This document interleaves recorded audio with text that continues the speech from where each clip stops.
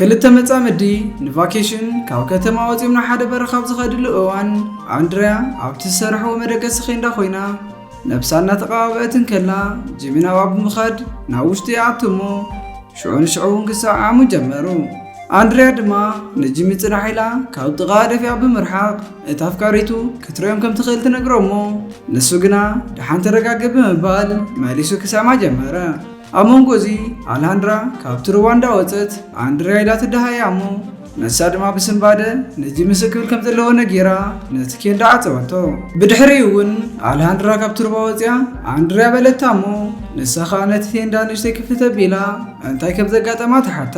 ኣልሃንድራ እውን ምናልባት ንጂሚ ኣፍቃሪየይ ረኺየ እንትኾንክ ክሓተክ እየ መፅንቲ ትብላ ንሳ ግና ምንም ከይመሰላ ከምዘይረኣየቶ ነገረታ። ኣልሃንድራ ከዓ ብጥርጣረ ንምንታይ ኣብቲ ኬንዳ ንበይና ተዓፅያ ከም ዘላ ተሓታ እሞ ኣንድሪያ ድማ ቅልጥፍ ኢላ ኣብ ደገ ቁሪ ስለ ዝኾነኒ ኣትየ በለታ። ኣንድሪያ ከዓ ሕራይ ብምባል ንጂሚ ባዕላ ክትልሾ ከም ዝኾነት ነገረታ። ቀፂላ እውን ናብቲ ሩባ ትኸይድ እንተኮይና ብሓደ ንኽኸዳ ተሓታ እሞ ኣንድሪያ ግን ክመፅእ እየ ብምባል ክትሰባ ምዃና እንትትነግራ ንሳ እውን ሕራይ ኢላ ገዲፋታ ናብቲ ሩባ ኣትያ ትኸይድ። በድሕሪ እዚ ኣንድሪያ ነቲ ኬንዳ እንትትዓፅዎ ጂሚ ድማ ኣብዚ እንዳሃለና ተዋሪድና ነርና በላ። ኣንድሪያ ድማ ክትመፅእ ከም ትኽእል ኣቐዲመ ነገረካ እየ ነይረ በለቶ እሞ ንሱ ድማ ሕጂ ኸ ኸይዳ ድያ ኢሉ እንተሓታ እውን እው ብምባል ወፂኑ ክኸይድ ሓበረትሉ። ብድሕሪ እዚ ኣልሃንድራ ናብቲ ሩባ ኸይዳ ንዳንኤል እውን ንጂሚ እንተርእይዎ ተሓቶ እሞ ዳንኤል ድማ ሕጂ ከምዘይረኣየን ዓንተ ወግን ናብቲ ቴንዳ ናይ ፀሓይ መከላኸሊ ሳንስክሪን ንኽቕባእ ከም ዝኸደን ነገራ። ንሳ ድማ ኣብኡ ከም ዝፀንሐትን ኮይኑ ግን ከምዘይረኸበቶ እንትትነግሮ ዳንኤል ከዓ ኣብኡ እንተዘይሃሊማ ኣበይ ከሎ ከም ዝኽእል ኣይፈልጥን ይብላ እሞ ኣብ መንጎ እዚ እውን ጂሚ ሃንደት ብድሕሪታ ብምምፃእ ከመይ ለኽፍቕራ ይበላ። ንሳ ድማ ብሕርቃን ኣበይ ከም ዝነበረ እንትትሓቶ ንሱ ከዓ ሳንስክሪን ክቕባእ ከም ዝኸደን ስለምንታይ ከም ዝተቆጣዐትን ይሓታ። ኣልሃንድራ ድማ ምክንያቱ ዋላ ሓደ ቅብኣት ዝገበርካ ይትመስልን ትብሎ እሞ ንሱ ከዓ ኣይረአን እምበር ዝተወሰነስ ገይረ እየ በላ። ንሳ ግና ክተኣምኖ ስለዘይከኣለት ሓሪቓ ገዛ እንትተዝረሉ ንሱ ከዓ ኣልሃንድራ ብምባል እንታይ ክትብል ደሊኺ በላ። ዋላ ሓደ ይኩንኩን ብምባል ናይ ሓድሽ ነገር ስለዝኾነኒ በለቶ። ብድሕሪኡ ድማ ኣንድሪያ እንዳጎየት ብምምፃእ ሕዚ እንታይ ንግበር በለቶ እሞ ዳንኤል ንሓምስ ኢሉ ሓሳብ እንተምፅእ ጂሚ እውን ተቐቢሉ ምሕምባስ ድሕሸናስ ዝኾነ ፀወታ ንፃወት ይብሎም። ኣልሃንድራ ክሕምስ ስለዝፀናሕኹ ካልእ ፀወታ ንፃወት ትብሎም እሞ ዳንኤል ሕራይ ኢሉ በቲ ሓሳብ እንትሰማማዕ ጂሚ እውን ትርዝ ኦርደር ተጫዊትና እቲ ዝበፅሖ ሰብ ከቢድ ቅፅዓት ክቕፃዕ ይበሎም።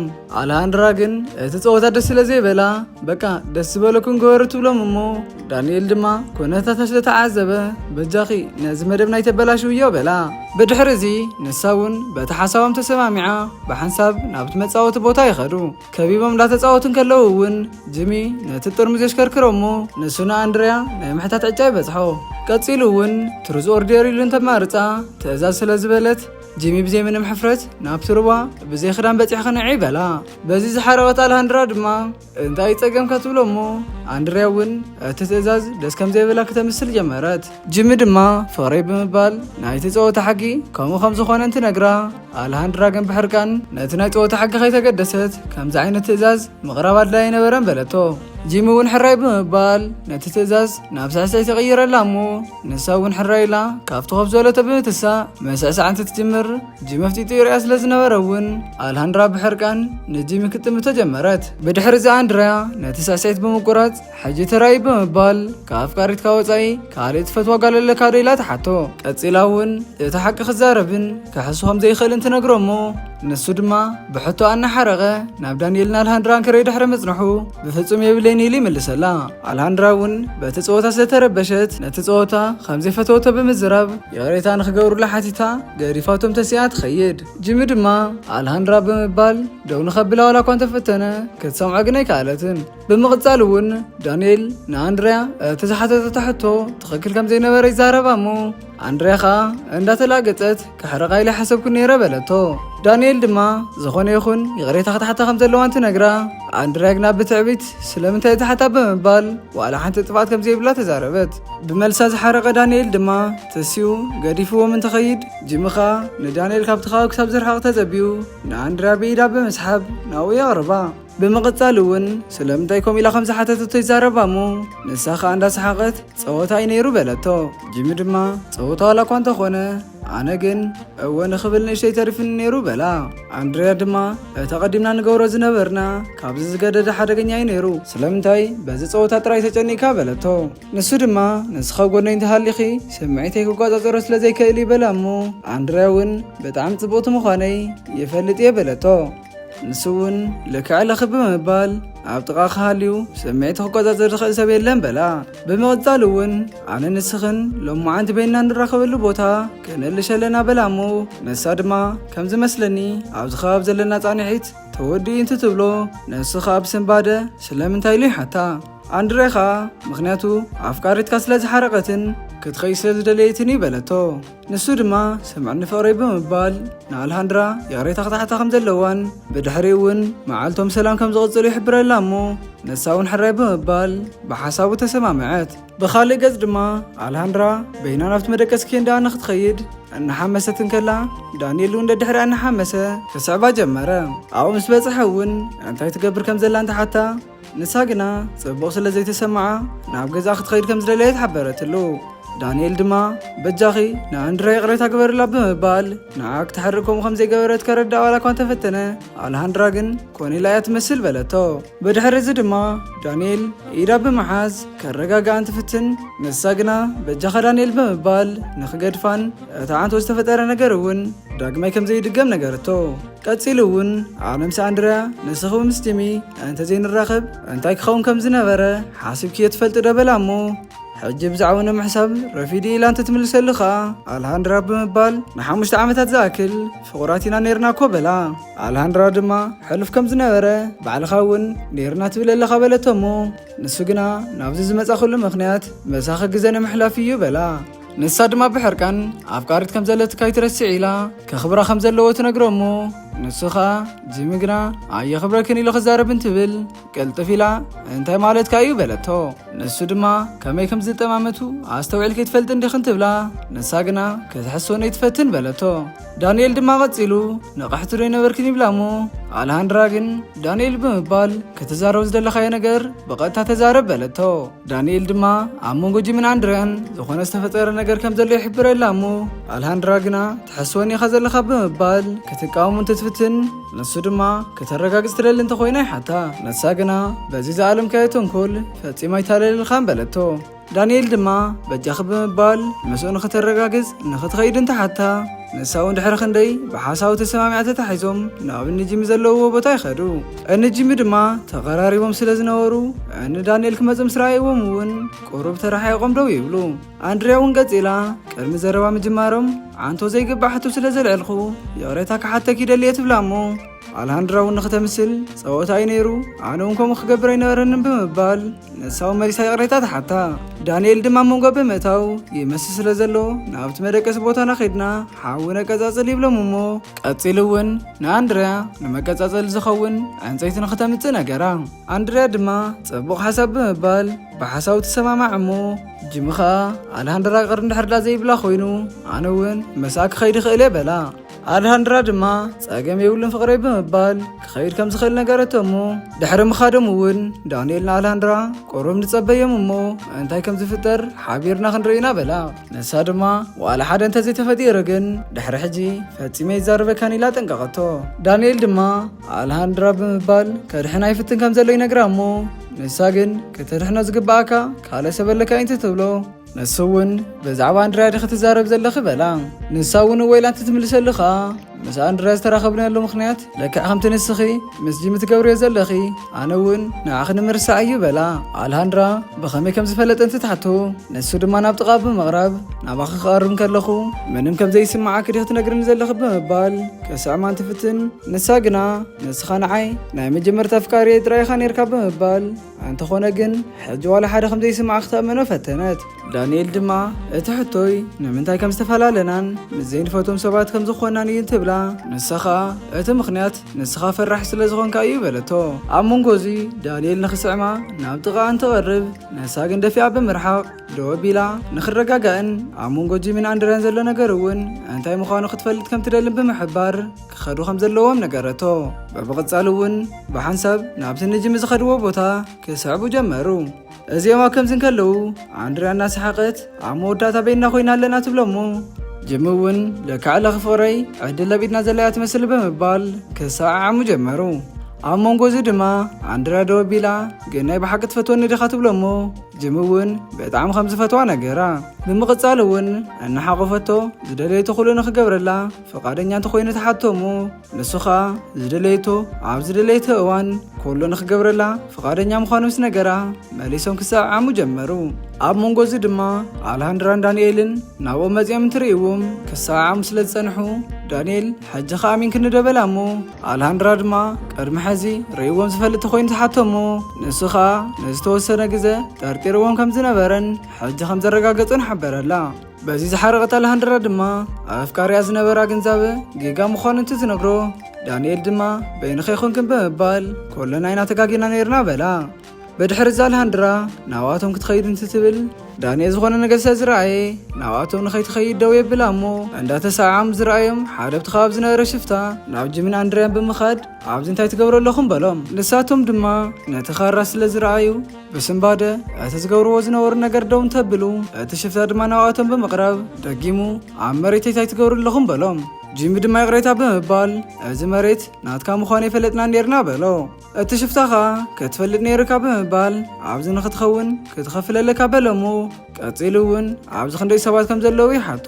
ጂሚ ድማ ብፍርሒ ሸበድበድ እንዳበለ ብዙሓት ምዃኖም ይነግሮሞ። እቲ ሽፍታ ቀፂሉ ናብ ኣንድርያ እንዳጠመተ ናይ ኣፍቃሪትካ ሽምከ ምን እዩ በሎ። ጂሚ ድማ ንምንታይ ስማ ክፈልጥ ከም ዝደለየ እንተሓቶ ንሱ ግን ገደፎ ባዕለይ ካሕታየ ብምባል ናብ እንዳቐረበ እውን ንግስተይ መንዲ ስምኪ በላ። ጂሚ ድማ ካብ ኣርሓቕ እንተዘይኮይኑ ግና ሕማቕ ነገር ክገብሮ ምዃኑ እንትነግሮ ሓንደበት ሓደ ወዲ ብድሕሪቱ ብምምጻእ ብዕንፀይቲ ገይሩ ይሃርሞ እሞ ጂሚ እውን ናብ መሬት ይወድቕ። ብድሕሪ እዚ እቲ ሽፍታ እዚ ዝተወሰነ ስርዓት ክምህረካ እዩ ብምባል ንኣንድርያ እውን ሕጂ ንበይንና ኣዝዩ ጽቡቕ ግዜ ክህልወና እዩ በላ። ንሳ ድማ ብፍርሒ 10 ሰባት ኮይኖም ከም ዝመጹን ንሳቶም እውን ሕጂ መጺኦም ክረኽብዎ ምዃኖም ብምንጋር ከተፈራርሑ እንትትፍትን እቲ ሽፍታ ድማ ናይ ብሓቂ ክርኺ 10 ሰባት ይብላ እሞ ኣወይላ እንትትምልሰሉ እውን ነቲ ዓርኩ ናብ መደቀሲኦም ከይዱ ንኽሪኦም ሓበረሉ። እቲ ዓርኩ እውን ሕራይ ብምባል ንትእዛዝ ተቐቢልዎ ይኸይድ። ብድሕሪ እዚ እቲ ሽፍታ ናብ ኣንድርያ ብምቕራብ ሕጂ ኣነ ንስኽን ብደንቢ ክንፋለጥ ኢና ይብላ እሞ ንሳ ድማ ብፍርሒ በጃኻ ምንም ከይትገብረኒ እንተሰዲድካኒ እውን ብዛዕባ እዚ ንማንም ኣይዛረብ እናበለት ክትምሕፀኖ ጀመረት። ንሱ ድማ ከማ ዝበለት ጓል ይደልዩ ከም ዝነበሩን ከም ዝረኸብዋን ነገራ። ኣንድርያ ኸኣ እንታይ ኻ ክትገብረኒ ብምባል እናፈረሐት ተሓቶ እሞ እቲ ሽፍታ እውን ንሱን ዓርኩን ኣብ ዝበረኻ ንነዊሕ እዋን ከም ዝጸንሑን ዝኾነት ጓል እውን ተድልዮም ከም ዝነበረትን ብምንጋር ሒዝዋን ኣብቲ ጫካ ይኣቱ። ብድሕሪ እዚ ናይቲ ሽፍታ ዓርኩ መውቅዒ ዝኾን በትሪ ብምሓዝ ናብቲ ኬንዳ ዘለዎ ቦታ እንትኸይድ ዳንኤል ኣልሃንድራን ተሓቢኦም ክርእይዎ ይጸንሑ እሞ ኣልሃንድራ ድማ ንዳንኤል ሕጂ እንታይ ኢና ክንገብር በለቶ። ንሱ ድማ ከይድና ክንድሕኖም ኣለና ይብላ እሞ ኣልሃንድራ ኸኣ ግን እኮ ኣብዚ ዘለናዮ ቦታ ኔትወርክ ኣይሰርሕን በለቶ። ዳንኤል ካ ነቶም ሸፋቱ ዝገበረ ገይሩ ዶ ከብሎም ከም ዘለዎ እንትነግራ ንሳ ኸኣ ኢዱ ብምሓዝ ኣይኸውንን ኢላ ሕማቕ ነገር እውን ክገጥሞ ከም ዝኽእል ሓበረትሉ። ዳንኤል ድማ ሱቕ እንተኢሉ ንዓኦም ክወስድዋ ምዃኖምን ከምኡ ንኽገብሩ እውን ከም ዘይፈቕደሎም ነጊሩ ነኺድ ኢልዋ ካብቲ ቦታ ሒዝዋ ይኸይድ። በድሕሪ እዚ ፋብሪሽዮ ናብቲ ኬንዳ ብምኻድ ሰብ ክረክብ ስለ ዘይከኣለ እቲ ሒዝዎ ዝነበረ ዕንፀይቲ ብምድርባይ ኣብቲ ውሽጢ ኬንዳ ዝነበረ ኣቑሑት ከላዕል ጀመረ። ኣብ መንጎ እዚ ድማ ኣብ ውሽጢ ናይ ጓል ክዳን ምስ ረኸበ ብታሕጓስ ከስትቶ እንትጅምር ዳንኤል እውን ካብቲ ሓቢሉ ዝነበረ ገረብ ብምውፃእ በትሪ ሒዙ ብድሕሪቱ ብምኻድ ኣዘንጊዑ ክወቕዖ እንትብል እቲ ወዲ ግና ኣቐዲሙ ነቂሑ ስለ ዝነበረ ንዳንኤል ኣስሒቱ ብሓይሊ ደፊኡ የውድቖ። ብኻልእ ገጽ ድማ እቲ ሽፍታ ንኣንድርያ ኢዳ ንድሕሪት ኣሲሩ ካብቲ ቦታ ሒዝዋ ይኸይድ እሞ ድሕሪ ዝተወሰነ ደቃይቕ እውን ጂሚ ናብ ውንኡ እንትምለስ ቀሲሉ ክትስእ ዋላ እኳ እንተፈተነ ተኣሲሩ ስለ ዝነበረ ግን ብቐሊሉ ክትስእ ኣይከኣለን። ብምቕፃል እውን ሕጂ እንታይ ክገብር እየ እናበለ እናጉረምረመ ነቲ ገመድ ክጎቶ ይጅምር እሞ እቲ ሽፍታ ብደንብ ኣስጢሙ ስለዘይኣሰረ እውን እቲ ገመድ ብቐሊሉ ክፍትሐሉ ከኣለ። ብድሕሪ እዚ ጂሚ ንኸምልጥ ክጎይ እንትጅምር እቲ ሽፍታ ኸኣ ከምኡ ክትገብር ኣይነበረካ እናበለ ንዳንኤል የፋጥጠሉ ነበረ። ዳንኤል ድማ ፖሊስ ፀዊዕና ኢና እናበለ ከፈራርሖ ዋላ እኳ እንተፈተነ እቲ ሽፍታ ግን ኣበይ ብዘሎ ኔትወርክ ብምባል ከላገፀሉ ጀመረ። ዳንኤል ድማ ንሱ ምስ መፁ ክትሪኦም ኢኻ ይብሎ እሞ እቲ ሽፍታ ግና ነዘረብኡ ከም ቁም ነገር ከይሓሰበ ሕጂ ንኩሉ ገዲፍካ እታ ኣፍቃሪትካ ኣበይ ከም ዘላ እንተነገርካኒ ሓይሽ በሎ። ዳንኤል በይነ እየ ኢሉ እንትምልሰሉ እቲ ሽፍታ ድማ ብሕርቃን ኣይተሓሲሉ ንኻርሞ በትሪ እንተልዕል ሃንደበት ኣልሃንድራ ብድሕሪት ብምምፃእ ቀዲማ ብሓይሊ ሃሪማ ተውድቆ። ብድሕሪ ዛ ኣልሃንድራ ንዳንኤል ደሓን ምዃኑ እንትትሓቶ ንስኻ ደሓን ብምባል ስለ ዘድሓነቶ እውን የመስግና። ቀፂሉ እውን ነተ ሞባይላ ንኽተምፅን ትሕብረላ ንስኻ ቅልጥፍ ኢላ ብምኻድ ሒዛቶ ትመፅእ እሞ እንታይ ንምግባር ኢኻ ሓሲብካ ኢላ እውን ትሓቶ። ዳንኤል ድማ ናብቲ ፅርግያ ኸድኪ ኔትወርክ ኣለሽ እሞ እንተሰርሕ ኢልክ እውን ናብ ፖሊስ ደው ኢልኺ ቀልጢፎም ንኽበፅሕልና ንገር እዮም በላ። ኣልሃንድራ ድማ ብሓደ ንኽኸዱ እንትትሓቶ ንሱኻ ኣይከውንኒ ብምባል ምስቲ ሽፍታ ምስኡ ክፀንሕ ከም ዘለዎ ይነግራ። ንሳ እውን ፈርሐት ንኽጥንቀቕ ብምንጋር ዝኾነ ነገር ተተፈጢሩ እውን ከም ዘፍቅረካ ፈፂምካ ከይትርስዕ በለቶ። ንሱ ድማ ብስምባደ ናይ ብሓቂ ክደ ትዛረብ ዘለኺ ኢሉ እንተሓታ ንሳ እውን ደጊማ እወ ይፍቅረካ እየ በለቶ። ዳንኤል ድማ ብታሕጓስ ንሱ እውን ከም ዘፍቅራ ነጊሩ ኣብ ከንፈራ ይስዕማ። ብምቕፃል እውን ቀልጢፋ ካብቲ ከባቢ ንኽትኸዲ ነግራ እሞ ድሕሪ ምኻዳ ድማ ናይ ስሪ ቁልፊ ኣውፂኡ ብምፍታሕ ነቲ ሽፍታ ክልተ እዳው ንድሕሪት ይኣስሮ። ኣልሃንድራ እውን እናጎየት እናኸደትን ከላ ሃንደበት ምስትና ኣንድራ ሒዙ እናኸደ ዝነበረ ሽፍታ ፊት ንፊት ይጋጠሙ እሞ ኣልሃንድራ እውን ብፍርሒ ትገብሮ ጠፊእዋ ደው ኢላ ክትሪኦ ጀመረት። እዚኦም ኣብ ከምዚ እናሃለዉ እቲ ዳንኤል ኣሲርዎ ዝነበረ ሽፍታ ናብ ውንኡ ተመሊሱ ኮፍ ኢሉ እንከሎ እናሰሓቐ ከቢድ ጌጋኻ ፈፂምካ በሎ። ብድሕሪ እዚ ዳንኤል ስቕ ንኽብል እንትነግሮ እቲ ሽፍታ ግና እቲ ዓርኪ ክረኽበካ እዩ ሽዑ እንታይ ከም ዝፍጠር እውን ሓቢርና ክንርኢና እናበለ ክፍክረሉ ጀመረ። ዳንኤል ድማ እንታይ ከም ዝፍጠር ኣነ ክነግረካ እየ ብምባል ንኽልቲኦም እውን መወዳእቶም ቤት ማእሰርቲ ከም ዝኸውን ነገሮ። እቲ ዓርኪ እውን ብትዕቢት እናሰሓቐ እንከሎ ኣብ መንጎዚ እቲ ዓርኪ እውን ንኣልሃንድራን ኣንድራን ኣሲሩ ሒዝዎን ይመፅእ እሞ ንሱ እውን ነጊረካ ነይረ እየ ብምባል ብዘይ ምቁራፅ ክስሕቆ ጀመረ። ዳንኤል ድማ ብሕርቃን ስለደን እንትብሎ እቲ ሽፍታ ኸኣ ንዓርከ እንተዘይሰዲድካዮ ፈፂምካ ብሂወት ኣይትረኽበንን በሎ። ዳንኤል እውን ቀፂሉ ስለምንታይ ከምኡ ይገብር ከም ዘሎ እንተሓቶ እቲ ሽፍታ ድማ ምክንያቱ ሰበይቲ ስለ ዝደለኹ እየ በሎ። ዳንኤል ድማ መጀመርታ ንዓን ስደደን እሞ ኣነ እውን ነቲ ዓርክኻ ክሰደይ ብምባል ከእምነ ዋላ እኳ እንተፈተነ እቲ ሽፍታ ግን ካልእ ስምምዕ ንኽፈጥሩ ነገሮ። ዳንኤል ከዓ እንታይ ዓይነት ስምምዕ ይብሎ እሞ እቲ ሽፍታ ድማ ንሓደን ሃበኒ ንዓርከይ ውስደዶ ብድሕሪኡ እውን ምስ ሓደን ብነፃ ክሰደካ እየ በሎ። ዳንኤል ድማ ብሕርቃን ፈፂሙ ከም ዘይኸውን ይነግሮ እሞ እቲ ሽፍታ ድማ እቲ ምርጫ ናትካ እዩ ብምባል እዚኣ ዶ እዚኣ እናበለ የማርፆ። ብድሕሪ እዚ ዳንኤል እውን ብጭንቀት እንታይ ክገብር ከም ዘለዎ ክሓስብ ጀመረ። ብምቕፃል እውን እቲ ሽፍታ እዚኣ የኣፍቃሪትካ ማለት ዲ ብምባል ኣልሃንድራ ክፅጋዓ እንትጅምር በቲ ኩነታት ዝተሰላቸት ኣንድርያ ድማ ስደደና ብምባል ዓዊላ ክትዛረብ ጀመረት። ንሱ ድማ ሱቕ ንኽትብል ኣጠንቂቑ ንዳንኤል እውን ቀልጢፉ ንኽመርፅ እንተዘይኮይኑ ግና ንኽልቲአን ክስእነን ምዃኑ ይነግሮ። ኣብ ከምዚ እናሃለዉ ሃንደበት ጂሚ ብድሕሪት እቲ ሽፍታ ብቐስታ ይመፅእ ስለ ዝነበረ ዳንኤል ከዓ ሕራይ ብምባል ክመርፅ ምዃኑ እንትነግሮ እቲ ሽፍታ ድማ ገዜኻ ተወዲየሎ ብምባል ንኣልሃንድራ ንኽወስዳ ከም ዝወሰነ ሓበረሉ። ቀፂሉ እውን ንዓርከይ ፍትሓዮ እንትብሎ ዳንኤል ድማ መጀመርታ ንስኻ ስለዳ በሎ። ብድሕሪ እዚ እቲ ሽፍታ ሕራይ ብምባል ንኣንድርያ ፈቲሑ እንትሰዳ ጂሚ እውን ብድሕሪት መፂኡ ኣብ ክሳዱ ይወቕዖ። እቲ ሽፍታ እውን ሽዑ ንሽዑ ናብ መሬት ይወድቕ እሞ ጂሚ ድማ ከይትንቀሳቐስ እናበለ ከፈራርሖ ጀመረ። ብድሕሪ እዚ ኣልሃንድራ ናብ ዳንኤል እንትትኸይድ ንክተምልጥ እናጎየት ዝነበረት ኣንድርያ እውን ንድሕሪ ዘወር እንትብል ንጂሚ ስለ ዝረኣየቶ እናጎየት ብምምፃእ ሓቆፈቶ። بمغزال እውን ድሓን ምዃኑ ትትሓቶ ድሓን ኢሉ ይምልሰላ እሞ ንሳ ድማ ስለ ዘድሕና ክተመስግኖ ጀመረት። በቲ ኩነታት ዝተገረሙ ዳንኤል እውን ጠጠው ኢሎም ትጥምትዎም ጅምኻ እንተ ትጉድእ ነርኺ ንባዕለይ ቅራይ መገበርኩም ብምባል ካፋን ትብል ሃንደበት ዳንኤል የርእይዎም ከም ዘለዎም ምስተዓዘበውን ብሕፍረት ጠጠው ይብሉ። በድሕሪ እዚ ጂሚ ነቲ ምስ አሌሃንድራ ዝነበረ ገመድ ተቐቢሉ ነቲ ሽፍታ ጎቲቱ ናብ ዓርከ ጽግዒ ኣስሮ። ድሕሪ ዝተወሰነ ሰዓታት ድማ ፖሊስ ናብቲ ከባቢ ብምምጻእ ነቶም ሸፋቱ ክወስዶም ጀመረ። እቶም ሸፋቱ እውን እናፈከሩ ካብኡ እንትኸዱ እቲ ፖሊስ ድማ ስቕ ንኽብሉ ነጊሩ እናጠንቀቐ ይወስዶም። በድሕሪ እዚ አሌሃንድራ ንጂሚ እዚ ኩሉ ነገር ይፍጠር ከም ዝነበረ ስለምንታይ ከም ዘይነገራ እንትትሓቶ ንሱ ድማ ዋላ ሓደ ምክንያት ከይነገረ ይቕሬታ ይሓታ። አንድሪያ እውን ኣብ መንጎ ብምእታው መሓዛ ኢላ እዚ ኩሉ ነገር ከመይ ክፍጠር ከም ዝኸኣለ ኣይተረድአንን በለታ። አሌሃንድራ ድማ ናትክ ምክንያታት ክሰምዕ ኣይደልን የቕረኽብለክ እውን ኣይኽእልን ብምባል ድሕሪ ሕጂ እውን መሓዛ ከም ዘይኮነት ነገረታ። አንድሪያ እውን ሕራ ኢላ ትምልሰላ እሞ አሌሃንድራ ከዓ ቀፂላ ድሕሪ ሕጂ ንኽልተኹም ክረይኩም ኣይደልን በለቶም።